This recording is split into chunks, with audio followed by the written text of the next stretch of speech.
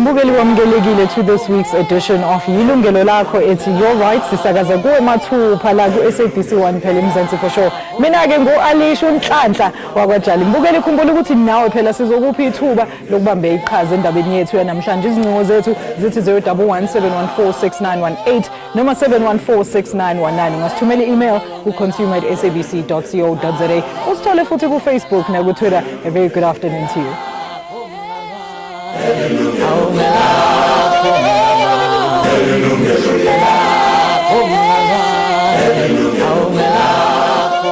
Indaba yethu namhlanje mbukeli, incidents of shoplifting have generated paranoia among many businesses as they are losing millions of rands to stock loss. But it is this paranoia that has pitted the retail sector against rights bodies.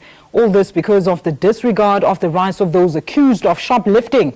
Now, recent incidents of humiliating and often violent treatment of those suspected has highlighted the transgression of the rights of the accused. Agesibhekena kumbiko.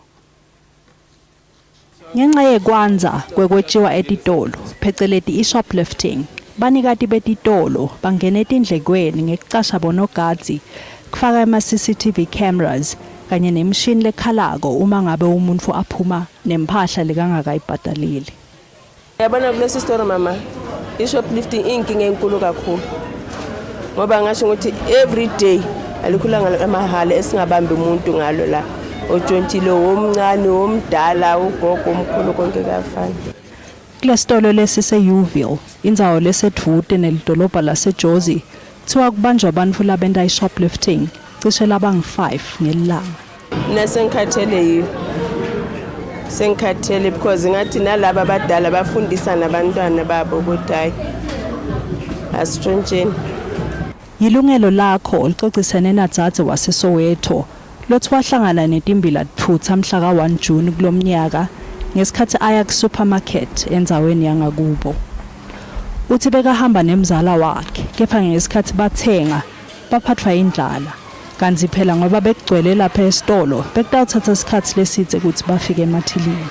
Ngakho-ke bathatha le bangabambisa ngako lithumbu ngesikhathi basathenga ngenhloso yokubhadalela uma bafika emathilini noma sebakudlile. I decided to take a bar one chocolate. We shopped around. I opened the chocolate. Kepha loku kwaba liphutha lelikhulu. Uma efika ethelini wabhadalela igrosa ya 2500 randi. Kepha wakhohlwa kubhadalela le chocolate lebita 7 randi lekayidla ngesikhathi asathenga. When I came out, my cousin was already approached by this security lady, the other guy. But is there anything that we forgot to pay for? Innocently saying, I know there's nothing. What you know, you guys, one of you was eating a chocolate. Then one combat when I bought the chocolate, ipilo chocolate. I'm like, yo, nikoshiwe. Ngicela ukuthi sibuyele ngaphakathi niyoyibhadala. Kepha sicelo sakhe sekubhadalela le chocolate asemukelwanga. No, it's the part of the process. Okay, we went along and then they said, okay, fine, from here we're going to open a case against you, John Chill. I'm like, no, but it's an innocent mistake. How can I judge Batale 2.5? It's an honest mistake. They didn't want to reason. Lokwalandzela lapho kuhlukumedeka. When we catch anybody that stole anything, we search them, we find it, and the next thing is we call the cops. We don't threaten them, we don't punish, we just sit them on the floor, then we take whatever they stole, we put it in front of them so that every other person is gonna see them and they're gonna learn from there that it's not good to steal. Kubukeka sengathi titolo letinengi atiwadi kahle umthetho lekumele ulandzelwe uma umthengi asolelwa i-shoplifting.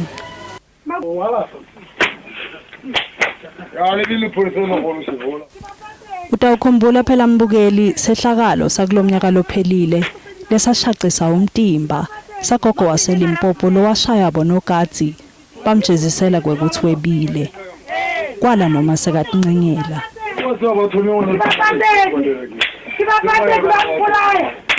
Sengathi bonogadi bedelivele kulabo lesebakhulile kanye nebantwana. Kuona lamalanga kubikwe lidzaba lwemfana leneminyaka long-9 lowashaywa waphindze waboshwa ngumnikati wesitolo amjezisela kweba. Ngekusho kwe-Child Justice Act, akukho emthethweni kuboshwa kwebantwana labangephansi kweminyaka lengu-10 ngoba abakwati kuhlukanisa lokulungile nalokungakalungi. Ngalesinye isikhathi ke mbukeli labanye abantu baganga ngawo lo mthetho ngekuthumela abantwana ukuthi bebe ngoba bona ababoshwa. Le video ibonisa umntwana eba makhalekhukhwini welikhasimende e-restaurant. Kukholelwa ukuthi uthunyelwe ngumntali wakhe. Ngekusho kwemmeli wetinhlangano letinika lisito ngemanani laphansi Sibongiseni Mkhulisi, noma kungekho emthethweni kuboshwa kwemfana lweneminyaka lengephansi kwa-10, umntali wakhe angaboshwa uma ngabe kunebufakazi bekuthi nguye lo mthume ukuthi ebe. Labati ngemalungelo ebathengi bathi ngishone kuseshwa kwetikhwama akukho emthethweni. Kujwayelekile ukuthi uma sithenga silahle slip bese singena kulesinye sitolo. Uma uthi uyaphuma useshwe bese kutholakala letimpahla lotitfole kulenye indzawo, ungatikhanza sowuboshiwe ngoba ude slip lesikufakazelako. Makathi uthenge e-Shoprite or ithenge kuphi sesicela islip sakhe. Kodwa naye into yakhona sathatha sicheke ama-beige coat akhona ukuthi iyala nase-Shoprite azifani noma zingafani i-barcode efani but khona iyala izisho ukuthi iyala. Kanti-ke noma kuthiwa webembamba usenawo emalungelo ekuthi ungahlukunyetwa. Kujeziswa kungumsebenzi webetemthetho. Unelungelo lekungashaywa, kungathathwa tfombe, nekungaboshwa embi kwalabanye bathengi. Njengalo dzadze waseSoweto, baningi bathengi labagcina bane-criminal record leyenda kwekuthi kube madima ukuthi bacashwe noma bathembeke. Kepha lo dzadze waseSoweto waba nenhlanhla yekuthunyelwa ku-rehabilitation. Kepha impilo yakhe angeke iphindze ifane. Now every Thursday from the 7th of August I have to be at work half a day because their program, but it's during the day. Even now I'm still angry. Young frustrated somehow. Ngaya ku doctor having stress, I'm chest pains. Ngaya ku doctor and then wangipa bed rest, nama pills. Do you feel like they could have dealt with this in a better way? In what way would there have been? In a better way, Uguti, they need to check a state of mind a customer. I think a customer fairness, customer experience or fairness, whatever they call it, Uguti, okay, the customer made a mistake. The customer comes and pay. This is our generator. That store generated 2.5 from Mina. And then now Mina, Ilafaka is over a mess because of something is R7.20. Angeke sikubalekele ukuthi shoplifting idlangile titolo. Kungako nje banikati betitolo nabonogadza bavukela ulaka. Kepha kumele ukuthi sibukete ukuthi emalungelo emthengi nemthengisi angahlonishwa kanjani. Zinhle Dlamini, Yilungelo Lakho. Sibonge kakhulu ngalombiko kuzinhle Dlamini. Hake mbukela ukuxoxa kabanzi ngokuhlukunyezwa kwamalungelo abathengi abazithola bebekwa icala phela lokweba ezitolo nokusifundisa ukuthi yini kufanele siyazi njengabathengi. Sinezivakashi zethu la e-studio namuhla. Asamukele Mr. James Oosthuizen. He's from the Consumer Goods Council of South Africa. Samukele no Sibongiseni Mkhulisi, yena oyi-legal advisor ojwayele ukusiza abantu abaningi abazithola bebhekene nalamacala e-shoplifting. Ungaqala ke mbukeli usifonele usithinte na usazise udaba lakho mhlambe uzothola usizo. Gentlemen, a very good afternoon to you and thank you so much for joining us on the show. Pleasure. Thank you. Now, James, I want to start with you. Looking at that insert, I don't know if you got to understand, but a lady got accused because she basically took something inside the shop and she forgot to pay for it. It wasn't intentional, but we saw the treatment that she received. Let's just talk about that. From that video, what do you make of that video? The Consumer Goods Council doesn't condone that type of behavior. The thing is just that the stores have a zero tolerance approach to shoplifting, and the security or the staff in the store is not a judge, they're not the prosecutor. They are just there to observe, to capture what has happened, and then to present that to a court of law. So what has happened there is totally out of we don't approve of that. Busibongiseni usichazele wena ufila kanjani ngubona le video abantu behlukunyezwa kanje noma umuntu ethi ufuna ukuchaza ngaleyo mistake ayenze iphutha. Ngivumelana kakhulu no colleague yami la ukuthi ilungelo lomthengi lapha lihlukumezekile kakhulu. Ekakhulu ngoba bekungekho ubufakazi bokuthi lokho akwenzile ukwenza ngenhloso. Mhlawumbe bekufanele ukuthi bamnikeze ithuba lokuthi achaze ukuthi yini eyenzekile ngaphambili ukuthi bathathe isinqumo sokuthi mhlawumbe baze bamjezise. Njengoba kadesho no James ukuthi inkantolo ezinamandla okuestablish okanye ukudetermine ukuthi ubani wrong, ubani ongekho wrong. Okwabo nje bona ukuthi bathi mengabe bemtholile umuntu bamuphi ithuba bamchazele kahle ebese banikele emaphoyiseni ukuthi amaphoyisa kube wona aphenyayo. Uma eqeda ukuphenya amaphoyisa iprocess elandelayo ukudlulisela idocket kwi-prosecute. I-prosecute iyona ethi on the strength of evidence ophambi kwayo ukuthi iqhubeke yini uprosecute umuntu or not. Awuyoba ke inkantolo uma kwenza begcina beqhubeka kuba inkantolo ekufanele ukuthi decide ukuthi umuntu wrong noma akekho wrong na. The final decision inenkantolo nje kafushane. Yebo. James, give us a few scenarios that you deal with on a daily basis when people come to the Consumer Goods Council to complain about such issues. Well, maybe you must understand that the Consumer Goods Council does not interact directly with the consumer. We are actually a body that represents the retailers. So the angle that I'm looking at is from the retailer's perspective, the losses that they incur. And there is really a problem. The losses, the global retail barometer have indicated that 51 million billion rands, dollars worth of goods are stolen in a year globally. And if you translate that back to the South African situation, it's just as worth. We look at 46,000 people being arrested in one store group in a 9-month period. And the value that has been lost there was 5,252,000 rands worth of goods that were stolen. So the problem is rife, and the store has to protect its assets.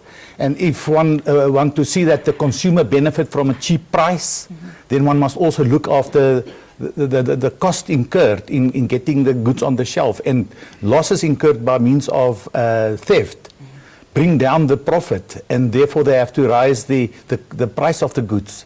So there's no sense in letting them just but steal and think that if the margin is so low on the product that if they lose one product that you only make R2 or 2% on, then you have to sell 20 of them to break even again. So the margins are so low that they can't afford even losing a 10 rands worth a good, because then they have to sell another 20 to get back to where they were. Absolutely, yeah. I understand it's also market values and stuff, but saying we're not at all condoning ukuthi abantu bantshontshe ezitolo or not, but sifuna understand amalungelo akho njengomuntu noma usuntshontshile noma ubukwenze ngephutha lokhu. What are your rights as a consumer?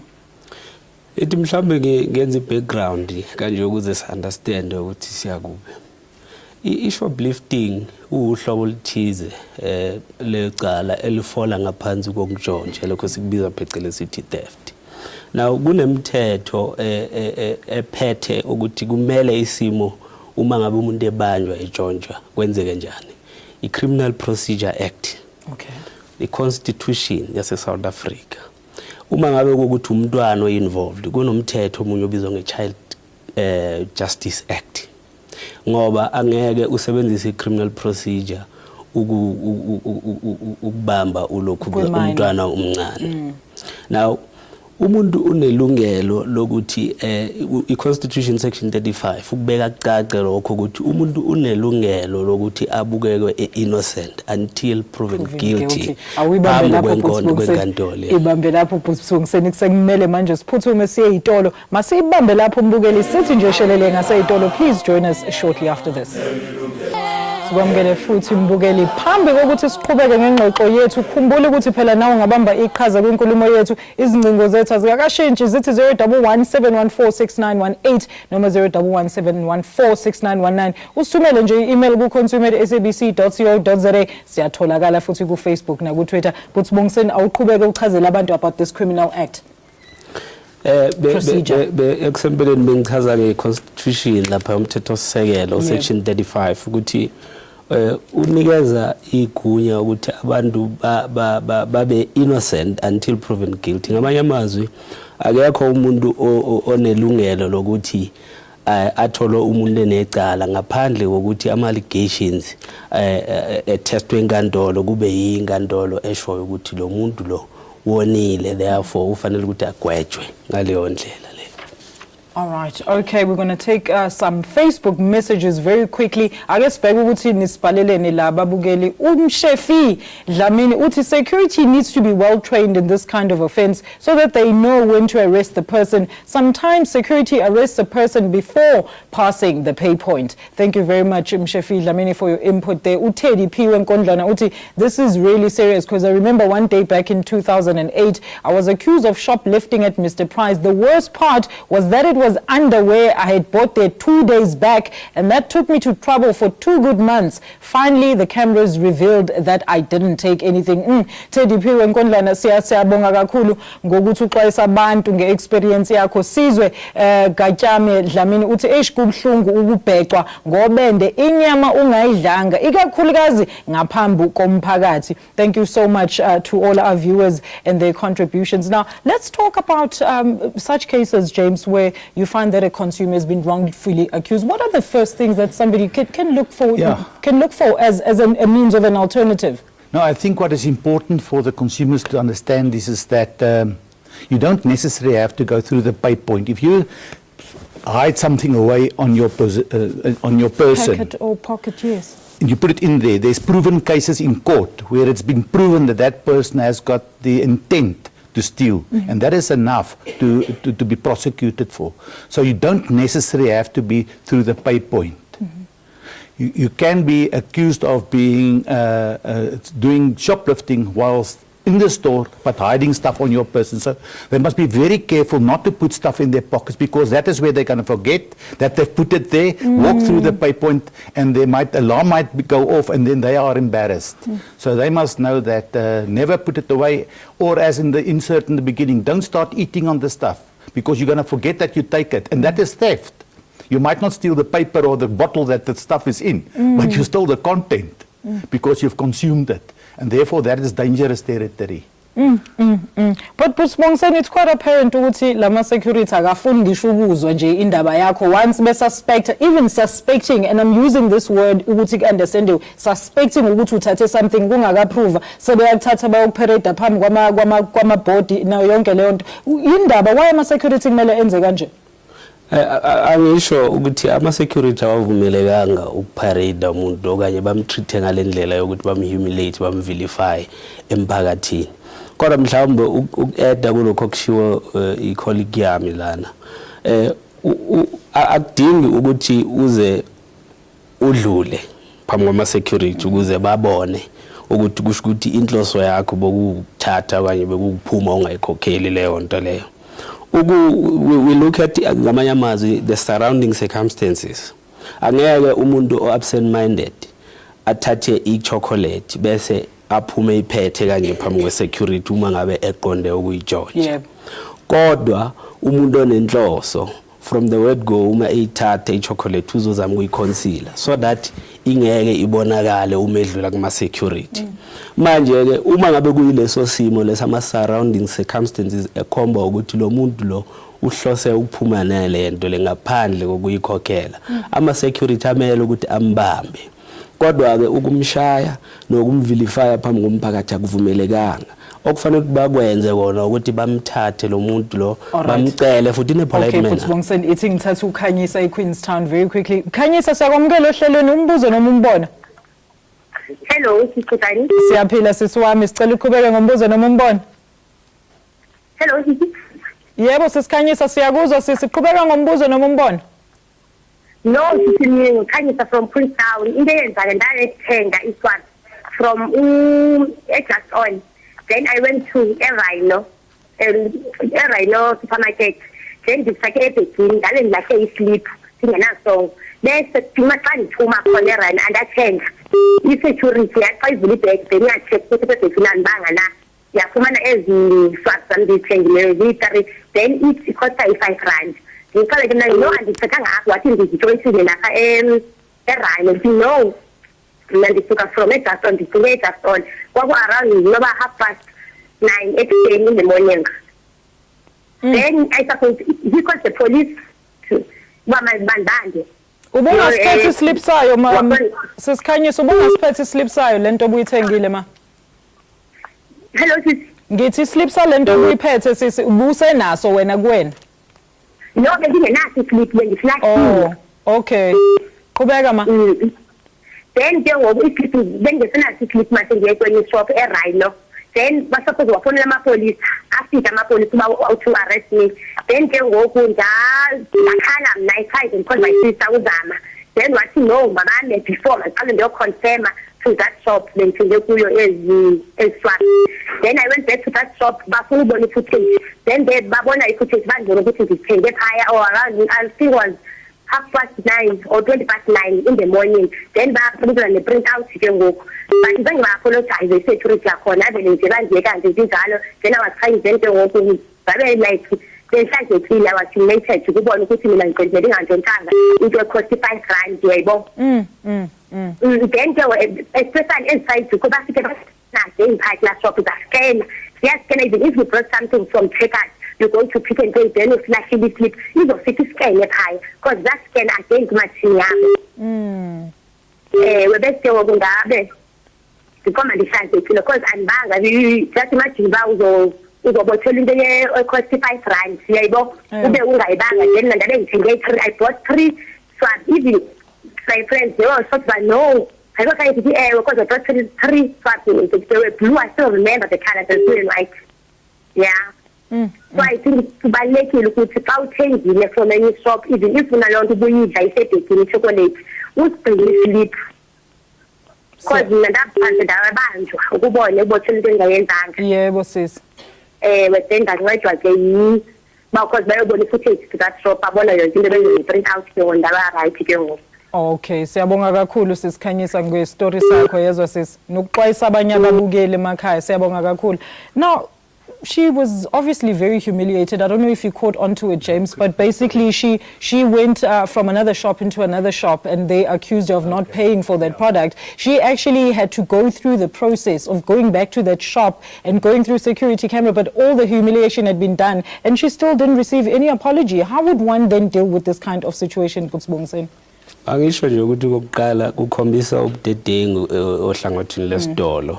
Ngoba bafanele ukuthi babe nohlelo la abagcina khona ama-barcodes wazo zonke izinto abanazo esitolo so that if kukhona i-uncertainty ukuthi mhlawumbe i-item ithengwe la noma ithenganga uma besikena leyo nto leyo bakwazi ukuthi babone ukuthi no eyala ekhaya.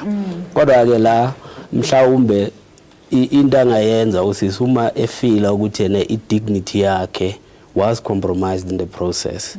Zikhona inhlelo la angakwazi ukuthi mhlawumbe asiwe isitolo. Okay. Ima ufila njengoba ngishilo ukuthi uma efila ukuthi i-dignity yakhe has been compromised angasiwa for defamation. Kodwa lokho kufanele ukuthi adinge athole usizo lommeli ozokwazi ukuthi amguide throughout the process ukuthi yini nani kufanele ukuthi ayilethe as proof ukuze baphezulu. Sibongiseni process mengeza kuwena njengomuntu wena osebenza ngalama case uzokwenza kanjani? Bathi bhuti asithathe ikhefu ngaphambi nje kokuthi uphendule. Mbukeli, we're going to take a very quick ad break. Ungayindawo siyabuya khona manje. Sikwamukele futhi mbukeli nawe phela ungayingxenye yenkulumo yethu ngokuthi usishayele ucingo la e-studio. Number zethu zithi 011 7146918 noma 7146919. Ungawuzwakalisa nombono wakho ngokusithumela i-email ku consume@sabc.co.za. Alternatively, catch us on Facebook na ku Twitter, which is where I'm going to go next ngoba sengizofunda ama messages enisibhalele wona la ku Facebook. Asithathe uNathi Jive Grootboom uthi abantu mabayeke ukutya phakathi ezivenkileni bagqibe bangabhatali kaloku kufanele kuthiwe ubile uyayitya ujika uphuma awuyibhatalelanga lonto oyithathile. Yo, school them Unathi. Thank you so much for your input there. Charles Matete says, I think the security is just following his job description. He or she is just doing his or her job. We do have to understand that. And I think James is going to elaborate a little further in terms of the requirements and the protocol for the security to adhere to. Let's take uJabulani from Johannesburg. Jabulani sekwamukela ohlelweni bhuti wami umbuzo noma umbeke umbono.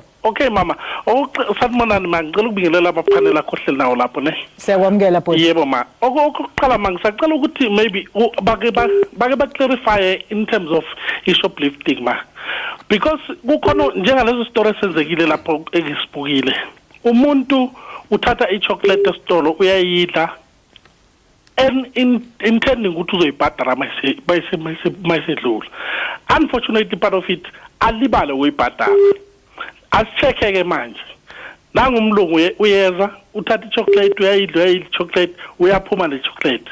Mabe mbonile umlungu bayamkhumbuza umlungu ukuthi ichocolate akayibhadaranga. Bayambuyisela emumva umlungu uyayibhadara ichocolate. What about umuntu omnyama, because it's a black person oyenzile leyo nto, because always the black person is the suspect. Manje iquestion yami ukuthi I don't understand sengiyadideka ukuthi yini kanti i-theft noma i-shoplifting. What is the difference between ukulibala umuntu akithi uma enza shoplifting uyayithatha into uyayifihla. That is the first point. I don't want to waste a lot of time to you. Secondly, there's another big problem in Sras in terms of a shop. It changed, especially a ShopRite. Yes, so Ntonga Mall. That is the biggest problem.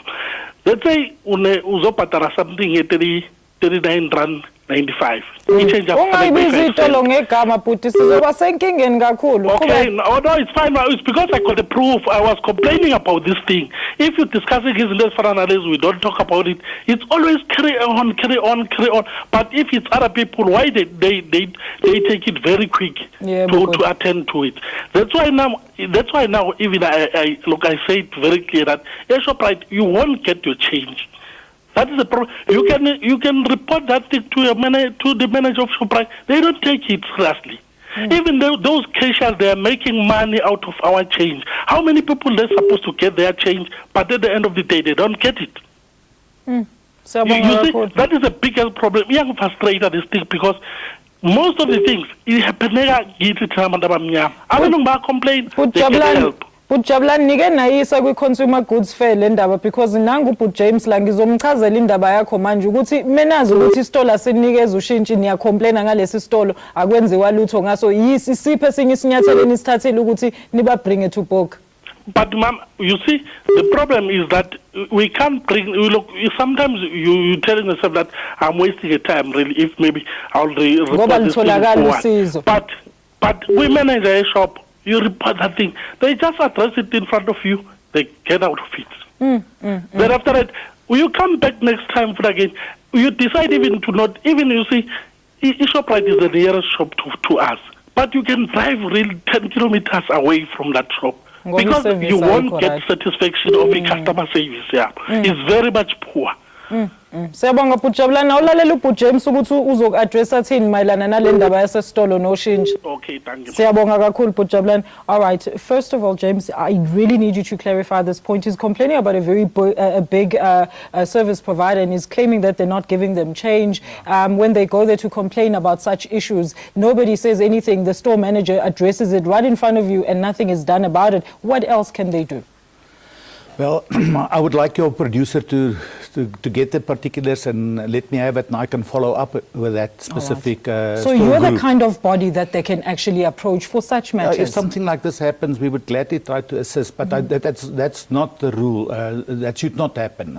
Everybody's entitled to their change, and that they should get. And there's no procedural prescriptions that they should take or hold back certain amounts of change. They should, even if it's 1 cent, even you if want it's it 1 back. cent, they're entitled to their 1 cent, and they should get it. So if there's such incidents, then I would gladly follow up on their behalf, and I could give you feedback, and thank you so they much, could get James. it. If there's information as to who the persons is, we can follow up with them. Thank you so much, James. Bujabulani, ngiyathemba ukuthi uzwile-ke uBut James, ungazama ukuthi umbhalele. Iy'namba zakhe zikhona la e-studio, yonke imininingwane yayo i-Consumer Goods Fair ikhona la kwilungelo lakho. Now, Busibongiseni, uthi uBujabulani, another point ayiraisayo, differentiator ukuthi le shoplifting yini, because umuntu umekhohliwe ucuthithwa njengalo muntu obentshontshile obevele ehlose ukuthi antshontshe. Awuchazisise lapho Nsizwa. Ngiyakuzwa lokhakushoyo James, kodwa kuthanda ukuthi kube inkinga kancane ngoba ufakela ama racial issues engeke ngingene kakhulu kuona ke. Kodwa ke uqinisile kubalekile kakhulu ukuthi ama security athole ukuqeqesheka i-training ukuthi bakwazi ukuhlukanisa phakathi kwalezi zinto lezi zombili. Noma ke kunjalo kodwa into ekufanele ukuthi si understand ukuthi it's not entirely upon them ukuthi bagcine be decide ukuthi wrong noma awukho wrong na. Bamile nje lapha yabona ukusiza ukuthi babhekelele indaba yokuphepha nokuthi akwenzeki ungafanele ukuthi kwenzeke esitolo na. Kodwa ke kumele kubalekile ukuthi babe nayo i-training ezokwazi ukuthi basize ukuthi bakwazi ukuhlukanisa ukuthi lo muntu lo ukuba ube hlose ukuyitshontsha lento lo ubengeke aphume iphethe sibona nathi babe nendlela ethizwe ukuthi mhlawumbe baxazulule leyo nto ngaphambi ukuthi baze ba involve amaphoyisa na mhlawumbe nezinkantolo ngoba leyo nto it's a long process and a waste isikhathi sabantu abaningi.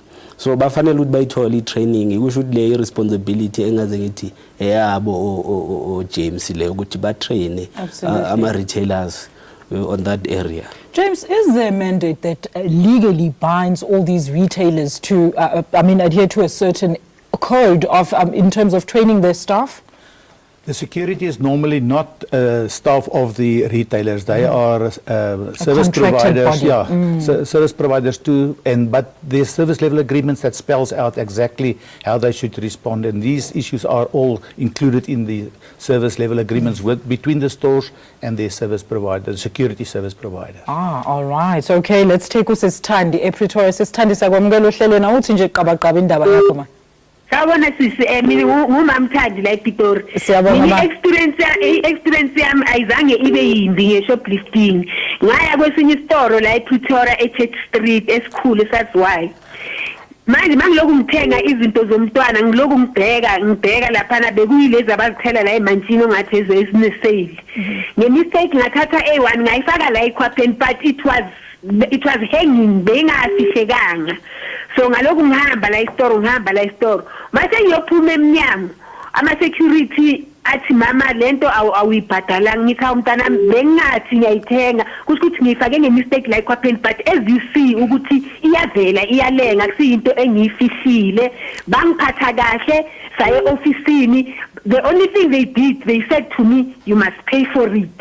So ngayibhadalela ke ngase ngiyahamba. That was my experience. Azange ngibe ne-experience embi ukuthi bangiharasa bangithethisa bangibiza kahle bangibizele eceleni azange nabantu ababeseduze kwami babonanga ukuthi kwenzekani. Lapho bangiphatha kahle ngasibonga leso store ngase ngiyayibhadala ngoba nami ngangiyithathe ngemistake. It was not my intention ukuthi ngihambe nayo. Mamthandi siyabonga kakhulu siyabonga kakhulu Mamthandi ngestory sakho futhi uyachaza ukuthi uMamthandi yena she got a very different treatment in terms of i-process approach kahle bakhuluma naye kahle futhi bamcela ukuthi ayikhokhele lento estolo and uthi uyasibonga leso stolo mbukele asithi kubuyele ezitolo ungayi indawo siyabuya khona manje.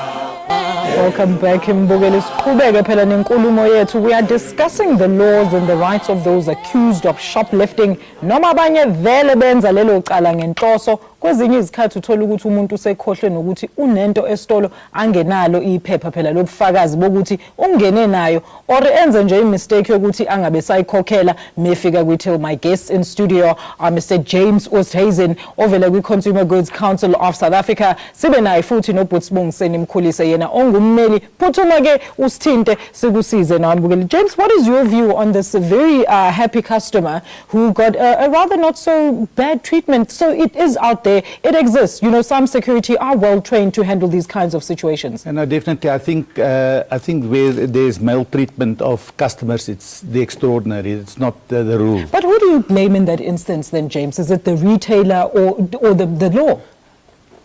No, I personally think that's the individual, the security officer himself, and not they are expected to treat all customers with dignity, and so there might be the instances where they are irritated or something went wrong in their personal life that they might not behave properly, but they are expected to deal with the customers in dignity, dignified manner, yes. All right, now let's talk about children. Now, very worrying cases are about children. We know that there are some cases where children are involved in the syndicates, and a child can go into the shop. And Uputsbongseni pointed out that as a child, as a minor, you can't be treated the same as an adult. What then happens in this case where a child works for a syndicate, James?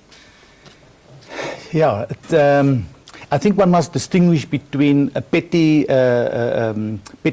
shoplifting, where it's about the need, and sometimes about naughty teenagers stealing because of a dare or something like that. And then on the other hand, the side where it's greed, where it's more serious, where they steal for their own benefit and they go in big time. So we have found in the CCTV footage that has been viewed have proven that syndicates are involved. And the syndicates go in big numbers into the stores, with each one of them with a specific tasking to distract staff, security, managers, and even the cashiers. And while they are doing that at a certain point, a little one or an elderly even will be ordered to push out the goods that they have stolen. And in that circumstances, it's very difficult to say, no, it's a little one must excuse it, because when they are caught out, that's exactly what happened. A mother would come, she would smack the little one on the behind and say, you naughty little one, what did you do? Can't you listen to your mother? But in the meantime, it was all part of a bigger scheme. And therefore, the instructions is that in such instance, the CCTV footage must be viewed properly and the circumstances must be evaluated properly. But in essence, it's not the security officer that has to judge. It is the court that has to be offered the opportunity to get all the circumstances and then make a judgment. And therefore, it's sometimes little ones are being used by organized crime syndicates to their benefit. Kutsibongiseni manje le irresponsibility kabani ukuthi amalokhuzana ama-security wabo ababatraine kahle, eye-retailer noma umthetho kumele u-enforce ukuthi retailers should train their staff? Ngiyacabanga ukuthi ama-security asuke ngama-service providers we-retail establishment. Now, uma kunjalo ukhulume uJames ke lokhuzana ngendaba ye-service level agreement. I'm sure ukuthi uma ngabe kunesivumelwano sibakhona kunama points ekufanele ukuthi i-retail yona uqobolayo iphakamise ukuthi si-expecta ukuthi nina ama-customer ethu niwaphathe ngalolu hlobo nalolu hlobo. Obviously bazobe beguidwa umthetho ukuthi umthetho ikakhulukazi uma kuza kulokhuzana kwi-shoplifting umthetho othize yini oyifunayo. Hayi ukuthi bamane bathi ngoba nakho i-service provider ayisiyona ingxenye ye-retail kusho ukuthi bona nabo abangeni lapho. I-service level agreement ikhonela lezo zinto lezo ukuthi bavumelane ngalezo zinto lezo ukuthi thina si-expecta u-X no Y no Z uma ngabe nizoza nizosebenzela la. All right. Now, who's held responsible in the events that security has not followed the proper procedure and the court finds that the retailer was in fact in the wrongdoing? James? Well, it depends on what the charge is. If the retailer is to be blamed and being charged, therefore that could be to the detriment of the retailer. But in most instances, as I said, it could be an individual security officer that have acted not according to the prescriptions, and therefore the individual must take responsibility therefore. But in general, it is expected of them to treat them in a dignified manner. All right. But gentlemen, before we move forward, I want us to try and highlight the contributing factors that have escalated shoplifting so much. In your understanding, Putsbongsen, yini egqugquzela lobu bugebengu or lezi incidences ze shoplifting? Ama-factors amaningi lawo ngokubona kwami nange-experience yami njengoba enye yazo yiyo le kade ekhuluma ngayo uJames syndicate ukuthi iy'ngane ziyathunyelwa zisuke zingenanhloso yokungena khona kwenye-ke inkathi mhlawumbe singaze siyi-attribute kwisimo esikuso eSouth Africa abantu balamile abanomsebenzi bayaye babona ukuthi kungcono indlela engcono ukuthi ngithola ukudla angihambe ngiye lapha ngojontjo ukuze ngithole ukudla nale issue ke lokhuzana ama-social ills njengayilokhuzana ama-drug abuse abanye abantu bayakwenza ngenxa yalokho uthola ukuthi umuntu unesibindi angazi ukuthi usitajepi fika yoshaqa izinto lapha ngaphandle kokwazi imiphumela yalokho ekugcineni. All right. Now, James, in your understanding, what are the most escalating factors to Well, this? it will be speculating because we don't really have proof always, but it must, as I have indicated, be either petty theft where they steal just because of at the moment, or where they really are in need for food or the circumstances at home. So it could be poverty, it could be worklessness, and the circumstances, like for instance in Americana, there's a lot of people that's not earning an income. So of course the shoplifting will go up in those areas. But it is only speculating. All right, James, thank you so much for clarifying that. Masibambe lapho mbukeli sithi ubuyele itolo. Please stay with us. Really welcome to our final segment. PS Alexander siyakwamukela bhuti ohlelweni uyikhola yethu yokugcina. Sicela nje uthi qaba. Hello. Hello, PS siyakwamukela bhuti ohlelweni uyikhola yethu yokugcina. Sicela usheshise nje bhuti. Okay, ma'am. You know what? I think this is a brilliant show. You know, I just hoped that you guys had, shop owners, because the previous callers, they mentioned these things. It's a race issue. I've witnessed it. I've been a victim of that as well, because I was just walking in the store and then all of a sudden they assumed, because I had a sports bag, they assumed that I put things in the bag, and I was just going in there to go and buy a Coke and get out. I did pay for my Coke, but the manner in which they handled me was appalling. I don't want to mention names of the name of that store, but the manner in which they handled me, it was disgusting. I even fought with the manager, like literally. I wanted to punch him, because I explained to him, like, they had a right to search my bag when I came in, and when I exit the store, not to assume that I put something in my bag. Yet I hadn't put anything in my bag. I bought a Coke because I was going to catch a bus, and I was in a hurry. So, shop owners or security companies that have been employed in those shops, they need to be trained how to handle customers, period. That's all I'm going to say. Siyabonga phisa uke wazama mhlawumbe ukisa indaba yakho kwi-Human Rights Commission mangabe ufile ngathi bakuviolate ama-rights wakho bhuti? I thought about it, but I decided no. Because these institutions, they take time to handle matters and stuff like that. And besides, I didn't have, that strength, that time to go there and say to them, listen, I had a problem with the particular store, 1, 2, 3, 4, this happened and all that. Because I knew there was going to be another milestone of actually dealing with the problem. I think managers, shop managers, they must be educated enough or be trained enough to deal with situations like this. Siyabonga kakhulu but Peace sesizomela siyeke lapho ngombono wakho siyabonga kakhulu, but very apparent problem there, James, and I think he's very emotional about the fact that he was mistreated, and he says he doesn't even have an option to look outside because the Human Rights Commission, or they don't even have that information as to what is the first place to go when you have such a problem. Very quickly, gentlemen, let's wrap that. I would reckon they should go to the management of the store and report it directly. They should listen. If they don't get satisfaction there, they could go further and report it elsewhere. But I think that it's important that the management know what is going on in their store. Absolutely. Now, just to wrap, your advice to our consumers were to very quickly. Ngiyacacala ukuthi abantu abaningi amalungelo wabo ayahlukumezeka, in particular i-right to dignity. Now udinga umele sayidini lakho ezimene ezifana naleso. ngiyabaqhuquzela abantu ngiyakholwa ukuthi ziyavela inamba lapha zami Legal-wise, yeah. legal wise joinani legal wise izonisiza ngayo yonke indlela siyabonga. Thank you so much. And James, very quickly, just the need to remember for consumers when going into any shop. Remember, shoplifting is a crime. It's not worthwhile. So don't take a chance. If it's by accident, then it's unfortunate. But otherwise, the court have to make a decision. It's not up to the store to take excuses. And people can really take up those cases where they've been mistreated to your bodies, such as the Consumer Goods Council, and of course, contacting all the lawyers, and of course, going to the Human Rights Commission. Gentlemen, thank you so much for being with me this afternoon. Let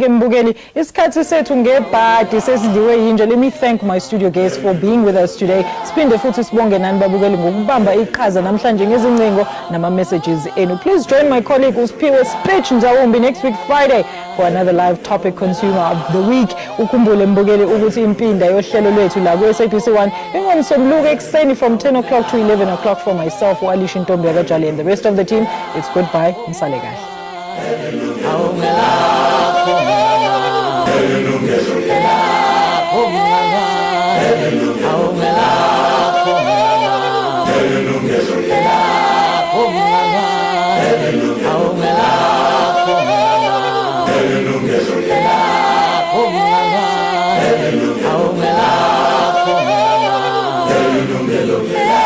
Yilungelo Lakho.